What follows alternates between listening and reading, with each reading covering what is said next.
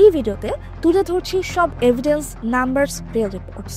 Tehran, Tabriz, হামাদানের base থেকে launch করা মিসাইলসগুলো একেবারে আছড়ে পড়ে তেল আবিবের জেরুজালেমের মতো ডেন্সলি পপুলেটেড এলাকায়।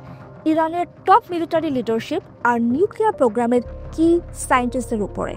মাত্র কয়েক ঘন্টার মধ্যেই নিহত হয় ইরানের সেনাপ্রধান মোহাম্মদ বাঘেরি এবং নিউক্লিয়ার প্রোগ্রামের শীর্ষ 14 জন বিজ্ঞানী।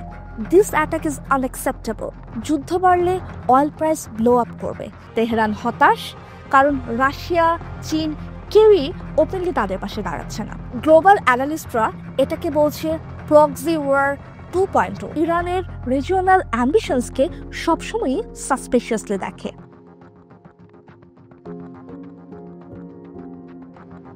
শুরুতে কিছু গালফ নেশন ইসরায়েলের স্ট্রাইকের ওপেন কন্ডেমনেশন করেনি, কারণ ইরান দুর্বল হলে রিজিয়নে ওদের ইনফ্লুয়েন্স বাড়তে পারে। কিন্তু ইরান যখন ইউএস বেস আর হরমুজ স্ট্রেট স্ট্রাইকের হুমকি দেয়, গালফ স্টেটস বুঝতে পারে এই যুদ্ধ দীর্ঘ হলে অয়েল সাপ্লাই বন্ধ হতে পারে, ওদের ইকোনমি তখন ভয়ঙ্কর ঝুঁকিতে পড়বে।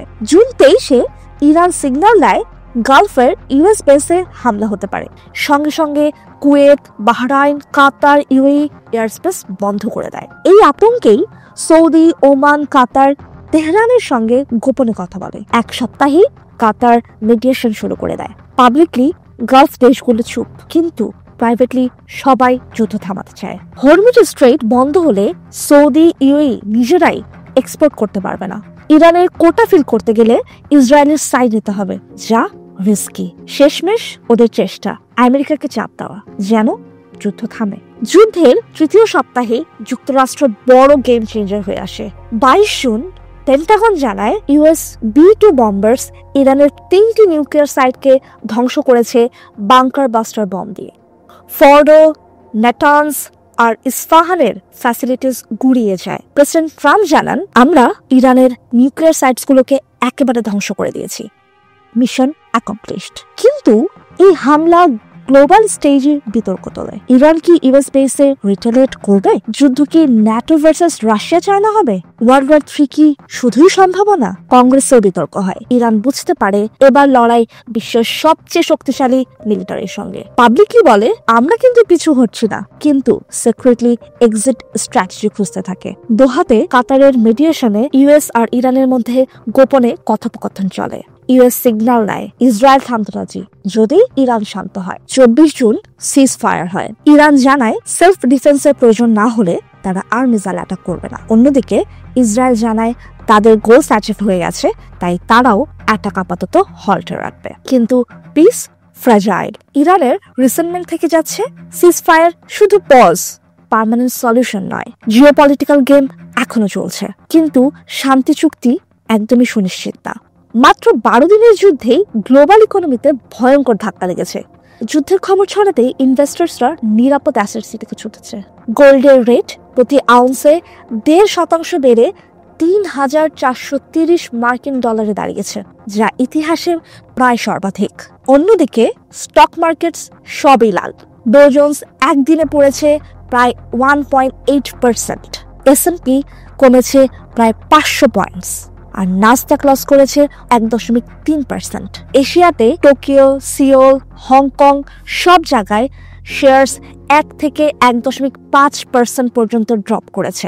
অন্যদিকে ইউরোপের লন্ডন, ফ্র্যাঙ্কফুর্ট, প্যারিসে কমেছে অন্তত 1%। সবচেয়ে বড় ধাক্কা এভিয়েশন সেক্টরে। মিডল ইস্টের আকাশপথ হাই রিস্ক জোন হওয়ায় এয়ারলাইন্স হাজার হাজার ফ্লাইটস রিট আউট করেছে। ফলে ফিউল কস্ট বেড়েছে, ট্রাভেল টাইম লঙ্গার হয়েছে, আর ট্রেড লজিস্টিকও ডিসরাপ্টেড হয়েছে। ডেল্টা, ইউনাইটেড, আমেরিকান এয়ারলাইন্সের শেয়ারস পড়ে গিয়েছে। ব্রিটিশ এয়ারওয়েজের প্যারেন্ট কোম্পানি IAG শেয়ার লন্ডনে প্রায় 3.7% ডাউন হয়ে গেছে। অপরদিকে ডিফেন্স আর অয়েল সেক্টরস বুম করছে। ইউকের BAE সিস্টেমসের শেয়ার প্রায় 3% বেড়েছে। US defence giants Lockheed Martin, Northrop Grumman, RTX sharp price দেখেছে। BP শেলের শেয়ার প্রায় 1 থেকে 2% উঠেছে। বটম লাইন, ক্ষতিগ্রস্ত হয়েছে সাধারণ মানুষ, ট্রান্সপোর্ট আর ম্যানুফ্যাকচারিং সেক্টরস, যারা রাইজিং ফুয়েল প্রাইস আর ইকোনমিক আনসার্টেনিটির জন্য বোঝা টানছে। যুদ্ধের আতঙ্ক এত ডিপ ছিল যে ইউএস 10-year ট্রেজারি ইল্ডের 1 মাসের মধ্যে লোয়ার পয়েন্টে নেমেছে। ইনভেস্টার্স রিস্কি অ্যাসেটস ছেড়ে সেফ হেভেন্স যেমন গোল্ড আর বন্ডসে ক্যাপিটাল শিফট করছে। ইকোনমিস্ট চারু চানানা বলছেন, এই যুদ্ধ এমন সময় এলো যখন ইনভেস্টর আগেই আতঙ্কে ছিল, এখন নতুন অনিশ্চয়তা যোগ হলো।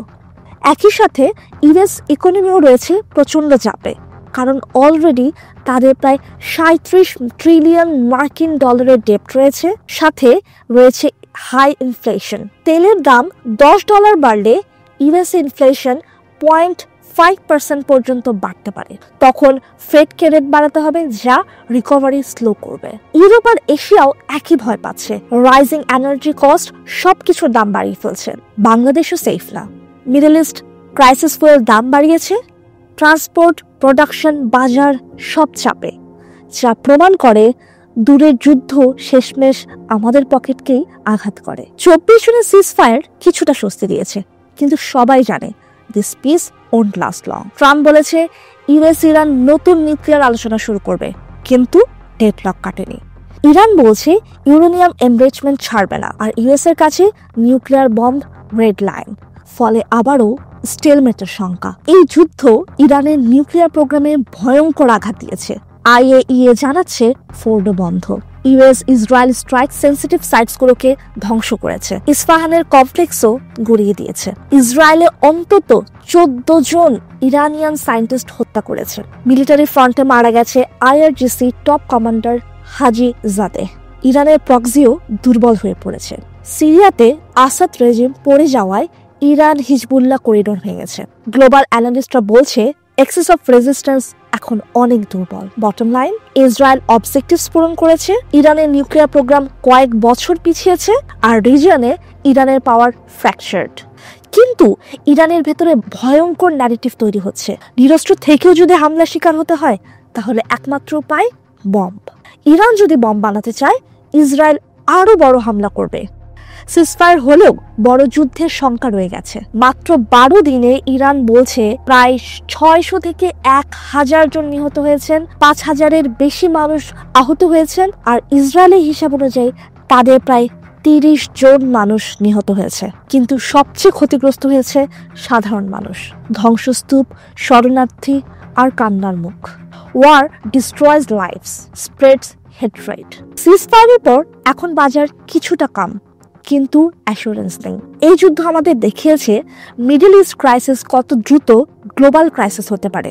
শেষমেশ ইউএসকেই এগিয়ে আসতে হয়েছে আগুন নেভাতে। জিওপলিটিক্স কতটা ডেঞ্জারাস এই ওয়ার তার প্রমাণ।